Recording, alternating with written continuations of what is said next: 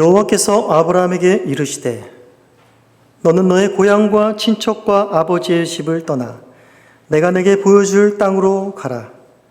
내가 너로 큰 민족을 이루고 내게 복을 주어 네 이름을 창대하게 하리니 너는 복이 될지라. 하나님의 말씀입니다.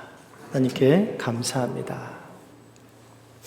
네, 저는 한국대학생 선교회라는 CCC에서 선교회 생활을 국내 선교로 이제 사역을 돌아보니까 거의 한 26년째 지금 꽤 오래 사역을 했지요. 26년 사역을 하고 있습니다.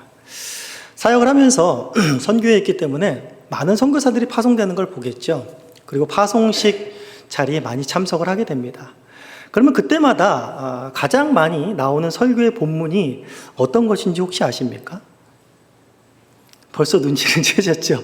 바로 아브라함이 나오는, 이 아브라함이 부름을 받는 죄송합니다.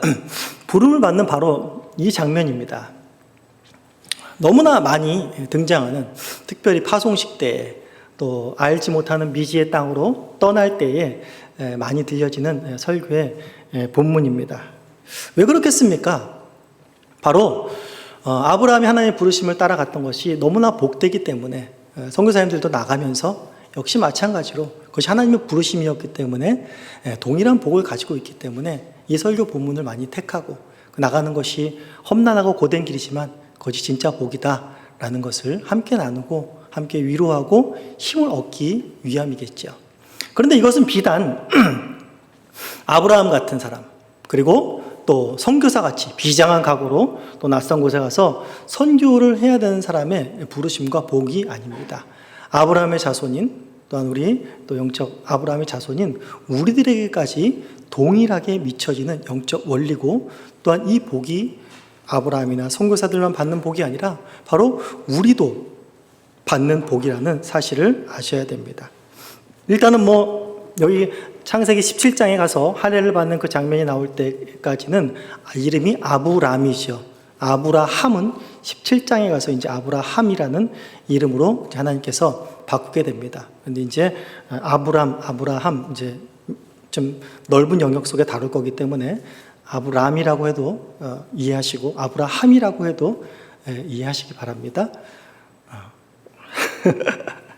네, 그렇게 해서 오늘 아브라함을 통해서 바로 받은 그 복이 무엇인지, 또한 그 복이 어떻게 우리와 연결되어 가는지 한번 본문을 통해서 알아보도록 하겠습니다. 자, 첫 번째는 무엇입니까? 우리 어린 설교에서 말했듯이 바로 떠나라는 것입니다. 떠나라는 것. 떠나라는 것이 어떻게 복이 될까? 아까 우리가 살펴봤지만은 바로 너의 고향과 친척과 아버지의 집, 굉장히 세밀하게 말합니다. 고향이라는 말은 너가 딛고 사는 그 땅을 전체를 말하는 것입니다. 너의 발판이 되고 네가 두 발을 딛고 살고 네 가족들이 머물고 사는 너의 삶의 터전이 되는 그 넓은 땅 가운데서 떠나라는 것이죠. 근데 범위를 조금 더 좁혀서 그 땅 가운데 사는 너의 친족들, 너의 동료들, 너와 함께 힘을 모으고 그 땅을 함께 일이겨 살아갈 수 있는 그 공동체 가운데서도 떠나라라고 얘기를 하는 것입니다. 또 더 범위를 좁힙니다. 뭐라고 말합니까? 내 아버지 집에서 떠나라라고 이야기를 하고 있습니다. 정말 하나님 같은 혈연끼리 그것이 어떻게 떠나갈 수가 있겠습니까? 그런데 하나님께서는 바로 이러한 곳들에서 다 떠나라라고 말하는 것입니다. 그것이 하나님께서 부르신 복의 첫 번째라는 것입니다. 사실상 선교사님들이 나갈 때에 굉장히 많은 분들도 나가지만 나가지 못합니다. 헌신을 하고 훈련을 받는데 갑자기 자녀가 몸이 아프다든지요. 갑자기 사모님이 못 나가겠다고 하든지요. 또 자녀들이 난 도저히 못 나가 살 것 같아 라고 하든지요. 그래서 브레이크가 걸려서 나가지 못하는 분들이 많아요. 근데 그런 분들은 어떤 생각을 하냐면 내가 하나님의 부름을 받았을 때에 나갔어야 되는데 그때 정말 이런 것들이 걸리고 이런 것들이 걸려서 그것들을 다 버리고 떠났어야 되는데 떠나지 못해서 너무 안타깝다. 하나님 말씀에 불순종한 게 아닌가라는 이런 안타까운 마음의 짐들을, 무게들을 많이 갖고 계십니다. 그러나 오늘 하나님께서 말씀하신 이 떠나라라는 그 말씀은 단순히 너희들이 모든 걸 다 버리고 떠나라. 내가 떠나라 그랬으면 떠나야지 라고 하는 그런 적극적인 헌신에 대한 요구인가라는 것은 조금 더 생각해 볼 필요가 있습니다. 이 떠나라는 이 말씀은 우리가 창세기 11장에 나오는 우리가 잘 알고 있는 바벨탑 사건과 연관지어서 생각할 때 이 떠나라는 말이 좀 더 분명하게 나타납니다. 사실상 창세기 12장에서 하나님께서 말씀하시고 아브라함이 말씀하시고자 하는 그 내용들은 창세기 11장에 있는 바벨탑을 짓는 인간들의 그 내용과 서로 대조를 이루고 있습니다. 그렇기 때문에 이 바벨탑 사건을 아는 것이 이 창세기 12장에서 하나님께서 아브라함을 부르신 내용을 더 선명하게 알 수 있다는 것이죠. 창세기 11장을 한번 보시겠습니다. 11장을 보시면 뭐라고 말하고 있습니까? 1절에 한번 같이 읽어보시겠습니다. 시작. 온 땅에 언어가 하나요 말이 하나였더라. 이에 그들이 동방으로 옮기다가 시날 평지를 만나 거기 거류하며 라고 이야기를 하고 있습니다. 지금 온 인류가 어떻게 됐습니까? 노아 이후에서 다시 인류가 시작되고 셈과 함과 야벳을 통해서 전 인류가 번성하기 시작했습니다. 번성하니 당연히 땅에 충만하고 땅으로 여기저기 이동을 했겠지요. 이동을 하면서 그들이 어디를 발견했냐면 바로 시날 평지라는 곳을 발견하게 됩니다. 근데 시날 평지를 만나서 거기에 거류하고 정착을 하게 됩니다. 시날 평지는 어느 곳이냐면 아까 우리가 지도에서 봤던 바로 메소포타미아, 바로 그 지역입니다. 이 지역이 어느 지역이라고 했습니까? 오늘날로 말하면 강남인 거죠. 강남. 금싸라기 땅. 살기에 너무나 좋은 곳. 강과 강 사이에 있는 곳. 최초의 고대 문명이 찬란하게 싹 튀었던 것. 바로 그 찬란하게 싹 튀었던 장본인들 중에 하나가 바로 이 바벨탑을 쌓는 바벨 성읍과 도시를, 바벨 도시와 그 탑들을 건설한 이 장본인들도 바로 거기에 일조를 한 사람들이라는 것이죠. 그러면서 누가 보기에도 살기 좋은 곳, 누가 보기에도 꼭 여기는 정착해야겠다라는 곳, 그런 도시와 그런 나라와 그런 탑이 세워진 곳, 바로 이런 곳에서 바로 사도 아브라함에게 바로 떠나라고 하나님께서는 지금 말을 하고 있는 것입니다. 이곳에서 떠나라는 것은 무엇입니까? 바벨탑의 그 원리를 보면 알 수 있습니다. 이들이 여기 정착한 이유는 무엇인가 하면 바로 4절에 보시면 그들이 여기서 성읍과 탑을 건설하여 그 탑 꼭대기를 하늘에 닿게 하여 우리 이름을 내고 온 지면에 흩어짐을 면하자라고 말합니다. 이들이 거기서 그 살기 좋은 땅에서 힘을 합해서 온 마음과 뜻과 정성을 모아서 거대한 도시, 나라와 탑을 세웁니다. 그런데 그 목적이 무엇이라고요? 바로 우리의 이름을 내고 온 지면에 흩어짐을 면하기 위한 것입니다. 즉 하나님의 이름을 높이는 것이 아니라 인간의 이름을 높이는 것입니다. 인간의 이름이 하늘까지 닿아서 하나님이 통치하고 지배하는 땅이 아니라 인간의 힘과 인간의 지식과 인간의 경험과 인간의 하나됨으로 만들어낸 나라, 그렇게 결집된 곳이 바로 이 바벨탑, 이들이 만들고 있는 도시, 이들이 만들고 있는 나라라는 것입니다. 그 나라는 계속해서 메소포타미아 유역과 아브라함이 사는 그 우르 지역, 그런 곳에 편만하게 이러한 정신과 인본주의가 뿌리박혀 있고 우상을 숭배했던 그곳이라는 것입니다. 바로 하나님께서 떠나라 명하신 것은 바로 이러한 세속과 이런 인본주의의 문화 속에서, 이러한 죄악 속에서 너가 먼저 떠나라 라고 이야기를 하고 있는 것입니다. 사람들은 자기 눈에 보기에 좋은 곳을 찾아 돌아다니고 그리고 그것에 정착하여 자기의 힘으로 살려고 하는 것이 원래 사람들의 본성인 것입니다. 그러나 아브라함에게 하나님께서 말씀하시는 것은 사람들의 눈에 보기에 좋은 곳이 아니라 바로 내가 인도하는 그곳으로 너는 가야 하고, 또한 사람들의 실력과 경험과 힘을 의지하는 것이 아니라 바로 나를 의지하는 삶을 살게 될 것이다 라는 의미 속에서 너는 떠나라 라고 말을 하고 있는 것입니다. 이것이 동일하게 오늘날에도, 이것이 아브라함이 받은 복이고 이러한 복이 동일하게 오늘날에 우리에게도 있는 것이죠. 우리는 무엇으로부터 떠났습니까? 하나님이 무엇으로부터 떠나라는 하나님의 부르심이 있었습니까? 동일하죠. 바벨탑과 같은 혼돈된 세상과 이 죄악 속에서 떠나라는 부르심을 받은 자들입니다. 우리의 힘으로, 우리의 능으로, 아브라함의 힘으로, 아브라함의 능으로 바로 이 죄악된 도시 가운데 이 인본주의가 팽배하고 우상이 팽배한 이곳에서 나올 수가 있었습니까? 절대 그럴 수 없죠. 내가 나올 수 있었던 유일한 이유는 하나님이 그를 택하셨고 하나님이 부르셨고 하나님이 떠나라 명하셨기 때문입니다. 떠나라 명하셨을 때 그가 떠날 수 있었던 유일한 이유는 무엇입니까? 타진해 보니까요. 하나님이 떠나라 그랬는데 생각해 보니까 타진해 보니까 이 땅에 살기가 뭐 별로 소망이 없는 것 같은데 떠나볼까? 라는 계산 속에서 나온 것이 아니죠. 무엇 때문에 그 떠날 수 있는 힘을 얻게 됩니까? 바로 하나님께서 믿음을 주셨기 때문입니다. 하나님께서 선물로 믿음을 주셨기 때문에 아브라함은 그 말씀에 반응할 수가 있었다라는 것이죠. 우리도 동일합니다. 우리도 이 죄악된 세상 가운데서 이 세상이 죄악된지도 모르고 인간의 힘을 의지하고 사람의 지식과 경험들을 의지하면서 바벨탑을 쌓는 그런 삶을 살다가 우리도 하나님의 진노 아래서 멸망할 수밖에 없었던 자들입니다. 끊임없이 죄가 땅 가운데서 우리를 끌어당기는 그 늪으로 빠져들어서 멸망의 길로 갈 수밖에 없는 저희들이었다는 것을 우리는 너무나도 잘 알고 있습니다. 그러나 하나님께서는 그런 저희들을 아브라함처럼 택하신 것입니다. 그리고 부르신 것입니다. 거기서 나오라 명하신 것입니다. 우리에게 믿음을 주심으로 말미암아 우리가 죄악을 벗고 바로 새 생명으로 나올 수 있었던 것입니다. 옛 사람을 벗고 새 사람이 된 것입니다. 옛 옷을 벗고 그리스도로 옷 입는 새 삶을 사는 그런 떠남을 곧 그리스도인으로서의 새 삶을 출발할 수 있는 그런 복을 받은 것이 바로 오늘날의 우리들이라는 것입니다. 이 떠나라는 명령이 아브라함에게 그리고 아브라함의 후손인 영적 후손인 바로 우리들에게 동일하게 얼마나 은혜인지를 우리가 이 시간 다시 한번 생각하며 하나님께 감사와 영광을 돌려야 될 것입니다. 둘째로는 단순히 떠나라고 하신 것이 아니라 떠남에는 목적이 있습니다. 하나님께서 떠나라고 하심으로 말미암아 하나님께서 바라보게 하시는 것이 있습니다. 그것이 무엇입니까? 1절 마지막에 보시면 내가 내게 보여줄 땅이 있다라고 말하는 것입니다.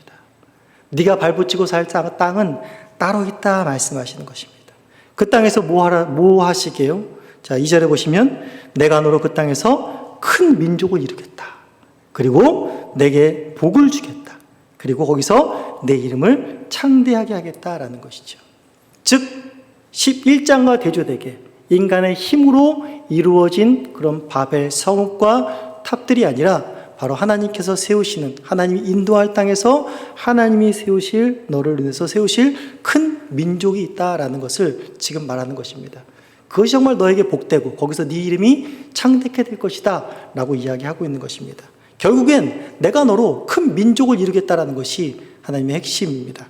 여기서 크다라는 것은 무엇인가 하면 그냥 단순히 외적 사이즈로 크다라는 것이 아니라 바로 위대한 그런 말입니다. 하나님이 이루실 위대한 민족. 여기서 민족이라는 말은 여기 보시면 알겠지만은 10장 보시면은 이제 10장 20절에 보시면 함의 자손이 각기 족속과 언어와 지방과 나라대로였더라 라고 말하면서 계속 함과 셈과 야벳 자손의 나라였더라라는 말로 그들이 나라로 이렇게 세상 가운데 퍼졌다라는 말을 씁니다.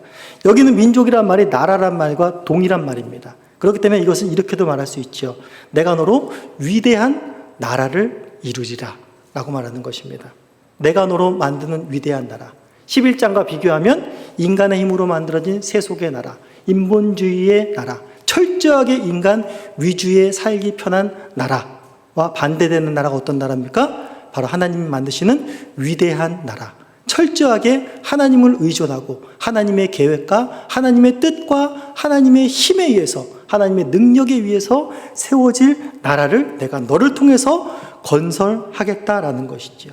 즉 아브라함을 통해서 뭘 하시겠다라는 것입니까? 하나님의 나라를 이루시겠다라는 소명을 아브라함에게 바로 주시는 것이 바로 이 장면인 것입니다.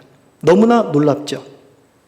이 장면을 생각하면서 우리는 에덴에서 아브라함이 받은 이 복이 바로 에덴에서 하나님께서 사람을 지으셨을 때에 그 복을 다시 주시려고 하는구나라는 것들을 짐작하게 됩니다.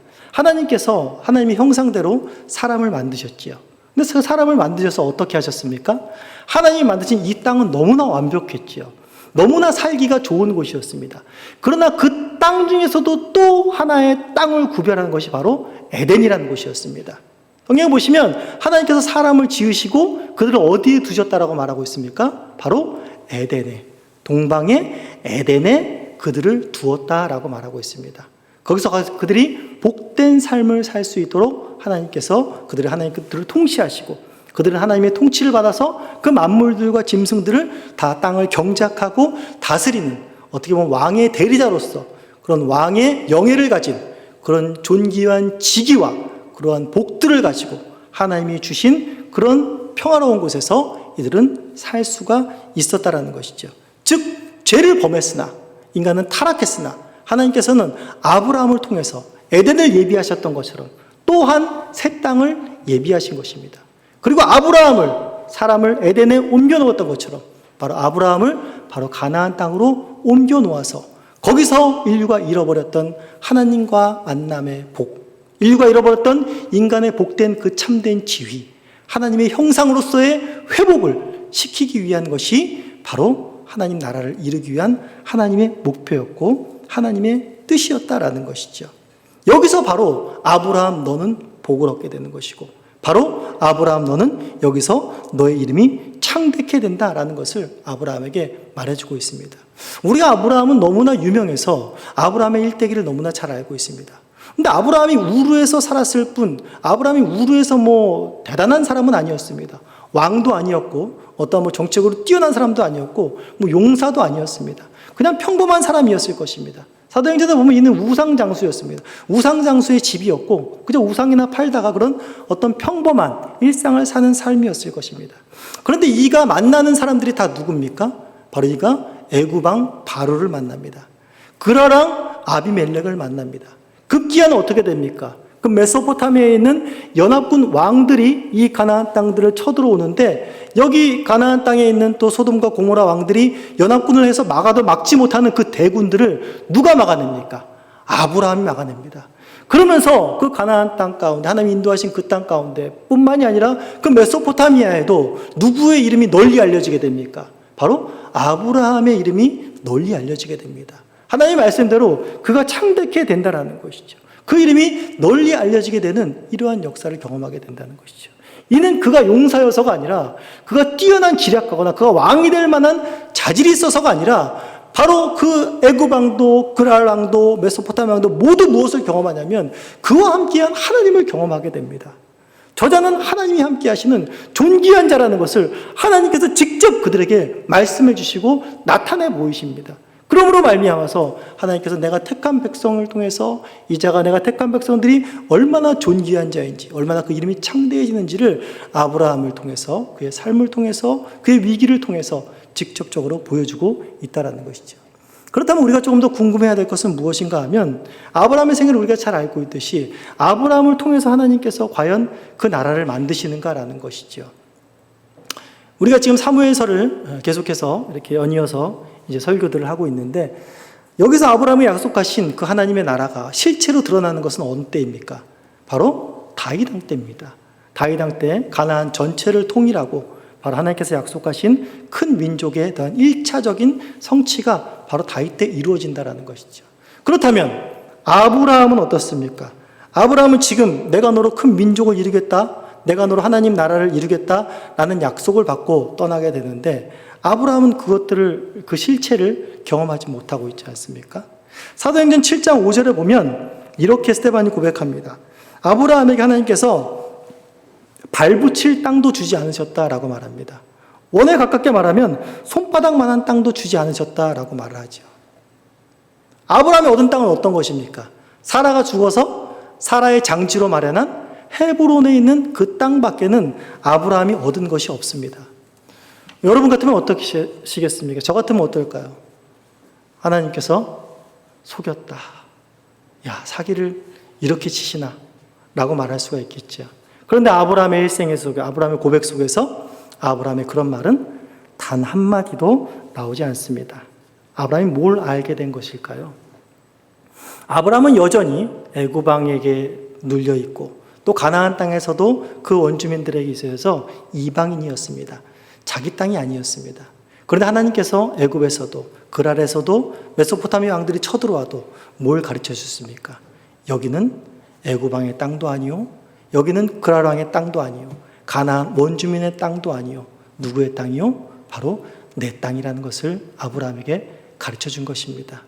여전히 눈에 보기에는 그들이 다스리는 것 같고 그들이 통치하는 것 같지만 이 땅을 통치하는 것은 나라는 것을, 너를 인도한 하나님이라는 것을 바로 아브라함에게 가르쳐 주신 것입니다. 아브라함은 그래서 곳곳 가는 곳마다 단을 쌓고 하나님을 예배합니다. 무엇입니까? 이 땅이 하나님이 다스리시고 하나님이 주인이시고 하나님이 왕이시고 하나님만이 높임을 받으셔야 된다라는 사실을 아브라함이 곳곳에 단을 쌓으면서 증거한 것입니다. 실질적으로 등기상에는 내 소유가 아니지만, 서류는 내가 갖고 있지 않지만 하나님이 나를 이곳에 주시겠다고 하셨사오니 내가 밟는 모든 땅은 어떻게 되는 것입니까? 바로 내 땅이 되는 것입니다. 그것을 이미 아브라함은 다 소유했기 때문에 거기에 대한 불만은, 헤브론이란 조그만 땅 하나 가졌지만 모든 땅을 소유한 그 마음은 모두 소유한 것입니다. 바로 하나님을 소유한 것이죠. 여러분, 흔히 전원생활하는 사람들이 그런 말을 하죠. 바닷가에서 전원생활하는 사람들이 막 내 앞마당이 바다입니다. 뒷마당이 저 산입니다. 이 왕이 부럽겠습니까? 라고 하는 것이죠. 근데 실소유주는 자기가 아니잖아요. 그렇죠? 그래서 자기처럼 사용, 그러면서 얼마나 넉넉해 보입니까? 얼마나 풍성해 보입니까? 오늘 하나님께서는 바로 그런 것입니다. 이 전원생활하는 사람들의 만족 정도를 주려고 하시는 것이 아니라는 것이죠. 진짜 실소유주이신 그 하나님께서 그 땅을 너에게 주신다는 것이죠.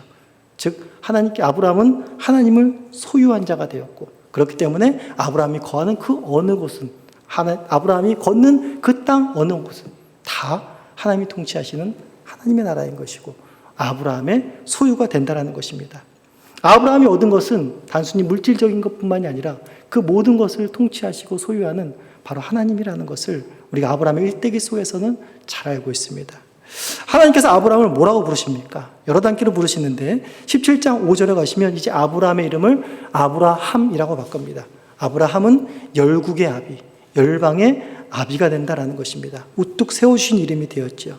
그리고 20장 7절에서는 이는 나의 선지자다, 내 말을 대변하는 하나님의 선지자다라고 말합니다. 급기야는 이사야서 41장 8절에서는 하나님이 아브라함을 나의 벗, 나의 친구라라고 말합니다. 우리가 일상적으로 말하는 이런 친구, 이런 편한 친구가 아니라 사랑하는 자라는 것입니다. 하나님이 마음 깊이 사랑하는 자다 라고까지 아브라함에 대해서 표현을 하고 있는 것입니다. 아브라함이 얼마나 복된 자입니까? 얼마나 영예스러운 자입니까? 여러분 생각을 해보십시오. 지금 아브라함이 하나님이 말하는 것은 무엇인가 하면 하나님 나라에 대해서 말하고 있습니다. 아브라함이 정치적으로 왕도 아니었고 그냥 평범한 사람이었습니다. 그런데 그런 사람이 하나님 나라에 대해서, 하나님의 정사에 대해서 함께 논의하는 사람이 되었다라는 것입니다. 내가 아브라함에게 대해 하는 일을 숨기려겠느냐? 라는 말까지 한다는 것이죠. 우리 중에 누구 하나도 지금 국회의사당 가서 나라의 정세를 논할 사람이 있겠습니까? 여긴 국회의원이 없으신 줄 압니다. 나 없으시죠? 가면 다 쫓겨나시죠? 국회의할 때 못 들어가시죠? 그럴 권한이 없습니다. 그런데 우리는 어떤 사람입니까? 바로 하나님 나라에 대해서 알아갈 수 있는, 하나님 나라의 정세에 대해서 함께 논의하고 함께 그것을 만들어갈 자로 아브라함처럼 초청받았다라는 것입니다. 얼마나 놀랍습니까? 얼마나 우리를 부르신 것이 하나님의 영예스러운 것입니까? 이것이 우리 신자들이 갖고 있는 복이라는 사실입니다. 오늘날 우리를 살아가는 이 땅에서 발붙이고 살아가려면 너무나도 헉헉대야 되고 너무나도 힘이 듭니다. 무언가를 이루기 위해서 너무나 많은 요구와 노력들이 필요합니다. 바벨탑 시대나 아브라함이 살던 시대나 메소포타미아 문명이 있었던 그 시대나 오늘날의 시대 모두 다 똑같습니다. 오늘날의 집사기는 우리 사람들의 어떤 일생일대의 수건이죠. 평생을 살면서 가장 큰 과업 중에 하나가 내 집 마련하는 것이라는 것을 우리는 너무나 뼈저리게 알고 그것들을 위해서 수고하고 노력하고 많은 물질들을 쌓아 올립니다. 또 젊은이들은 뭘 위해서 그렇게 많은 수고들을 하고 뭘 위해서 많은 열정들과 시간들과 땀을 흘립니까? 바로 좋은 직장에 들어가기 위해서, 좀 이름 있는 기업에 들어가기 위해서 좋은 대학을 준비하고 치열한 삶을 살게 됩니다. 또한 노후 준비를 위해서 여러 가지 또 인프라와 여러 가지 재정들을 모으고 여러 가지 것들을 우리가 정비하고 인간의 지식과 힘과 경험들을 의지하게 됩니다. 이런 것들을 의지해서 결국엔 나중에는 편안히 살 수도 있겠지만은 나중에 인간이 겪는 것은 결국엔 혼돈입니다. 바벨탑 사건이 주는 가장 큰 교훈 중에 하나가 무엇인가 하면 인간의 힘과 인간의 지식과 인간의 경험으로 이루어낸 그 찬란한 문명의 결국은 무엇인가? 인간의 이름을 높이려고 한 것에 대한 그 결과는 무엇인가? 라는 것이 바로 바벨입니다. 바벨은 뭡니까? 혼돈입니다. 난임이라는 말입니다. 결국 인간이 이루려고 하는 그 모든 것들의 결과물은 바로 나중에는 혼돈스러울 수밖에 없고 나뉠 수밖에 없는 것으로 변질되어 버린다는 것이 바로 바벨탑, 세상 나라의 원리라는 것을 말해주고 있다는 것입니다. 우리 신자들도 동일합니다. 신자들도 동일하게 이 땅에 발붙이고 살기 위해서 또 무엇인가 스펙들을 쌓아 올리기 위해서 세상 사람들과 똑같이 노력하고 힘쓰는 것 같습니다. 그러나 우리들은 그들과 세상 사람과 동일하게 혼돈에 빠지지 않고 또한 나뉘지 않고 거기서 낙담하지 않을 이유가 있습니다. 그것은 바로 주님께서 바로 우리의 설 곳을 예비하시기 때문입니다. 바로 주님께서 우리의 거할 처소를 예비하시기 때문이라는 것입니다. 우리 요한복음 14장에 보시면 예수님께서 그런 말씀을 하시죠. 내가 너희를 위해서 가는 것은 제자들과 헤어지면서 이제 예수님이 십자가에 잡히시기 전에 그 말씀을 하시죠. 제자들이 근심을 하십니다. 그때 뭐라고 말합니까? 내가 너희를 위해서 처소를 준비하러 간다. 너희들이 이 말 처소를 준비하러 간다 라고 말하는 것이죠. 너희들이 있어야 할 곳이 있다는 것이죠. 그 처소를 어떻게 준비하십니까? 바로 십자가를 통해서 그 처소를 준비하시는 것입니다. 영원히 흔들리지 않는 반석이 되어주시는 것입니다. 이 땅을 살아가지만 너희들은 반석 위에 선 자들이라는 것을 말해주고 있는 것입니다. 이 땅을 살아가지만 그리스도의 말씀 가운데 진리의 턱 가운데에 너희들은 서 있는 자이기 때문에 결코 세상 사람들과 동일하게 혼돈되고 흔들리지 않는다라는 것을 십자가를 통해서 보여주신 것입니다. 그리고 그리스도께서 너희들의 처소가 되고 장막이 되어준다라는 것입니다. 그리고 극치로 올 하나님의 나라를 바라라는 것입니다. 지금 대선이 계속 준비 중인데 대선 가운데서 공약으로 내서는 가장 큰 우리들의 관심을 끄는 것이 여러분 무엇입니까? 바로 주택 문제 해결입니다. 전세난 해결입니다. 즉 무엇을 말하는 겁니까? 우리가 이 땅에 좀 서민들도 발붙이고 좀 삽시다 라는 거 아닙니까? 대통령들이 나와서 하는 것이 무엇입니까? 내가 여러분들의 처소를 예비하겠습니다. 여러분이 안전하게 살 수 있는 세대를 많이 늘리겠습니다. 신도시를 개발하겠습니다. 제가 대통령 공약을 하는 것이 아니죠. 대통령 나가려는 것이 아니고요. 그러한 공약들을 합니다. 우리는 기도해야 될 것입니다. 많은 사람들이 이 땅 가운데 발붙이고 살 수 있도록, 많은 서러운 자들이 편안한 안식처를 얻을 수 있도록 그런 지혜로운 대통령들이 나와야 될 것입니다. 또 전세난 해결해야 될 것입니다. 또 새로운 도시들이 지어져야 될 것입니다. 견고한 성들이 세워져야 될 것입니다. 우리는 이것을 위해 기도해야 될 것입니다. 그러나 신자들이 잊지 말아야 할 것은 이것은 언젠가 무너지고 말고 혼돈에 쌓일 수밖에 없는 것들, 영원한 것이 아니라는 것입니다. 우리의 처소를 예비하신 분은 예수 그리스도 한 분밖에 없다는 것입니다. 다윗이 고백하지 않습니까? 내 반석이 누구라고요? 예수 그리스도. 주님은 나의 반석이시라는 것입니다. 주님은 나의 산성이시라는 것입니다. 주님이 나의 요새시라는 것입니다. 이 고백은 다윗만이 하는 것이 아니라 바로 우리가 이 땅을 살아가면서 해야 될 고백인 것입니다. 신자들이 혼돈 속에 빠질 때, 어려움 속에 빠질 때 반드시 생각해야 되는 것이 무엇인가 하면 내가 하나님의 부르심 가운데 그 하나님의 나라를 소망하고 있는가라는 것을 점검해 보셔야 됩니다. 신자는 어떻게 살아가야 될까라는 것을 말할 때 우리 히브리서 11장에서 말해줍니다. 우리 11장 우리 8절부터 16절을 읽고 설교를 마치겠습니다. 우리 히브리서 11장 8절부터 16절까지 읽겠습니다. 함께 읽겠습니다. 시작. 믿음으로 아브라함은 부르심을 받았을 때 순종하여 장래 유업으로 받을 땅에 나아갈새 갈 바를 알지 못하고 나아갔으며 믿음으로 그가 이 땅에 있는 것 같이 약속의 땅에 거류하여 동일한 약속을 유업으로 함께 받은 이삭 및 야곱과 더불어 동막에 거하였으나 이는 그가 하나님이 계획하시고 지으실 터가 있는 성을 바랐음이라. 믿음으로 사라 자신도 나이가 많아 단산하였으나 잉태할 수 있는 힘을 얻었으니 이는 약속하신 이를 미쁘신 줄 알았음이라. 그러므로 죽은 자와 같은 한 사람으로 말미암아 하늘의 허다한 별과 또 해변의 무수한 모래같이 많은 후손이 생육하였느니라. 이 사람들은 다 믿음을 따라 죽었으며 약속을 받지 못하였으되 그것들을 멀리서 보고 환영하며 또 땅에서는 외국인과 나그네임을 증거하였으니 그들이 이같이 말하는 것은 자기들이 본향 찾는 자임을 나타냄이라. 그들이 나온 바 본향을 생각하였더라면 돌아갈 기회가 있었으려니와 그들이 이제는 더 나은 본향을 사모하니 곧 하늘에 있는 것이라. 이러므로 하나님이 그들의 하나님이라 일컬음 받으심을 부끄러워하지 아니하시고 그들을 위하여 한 성을 예비하셨느니라.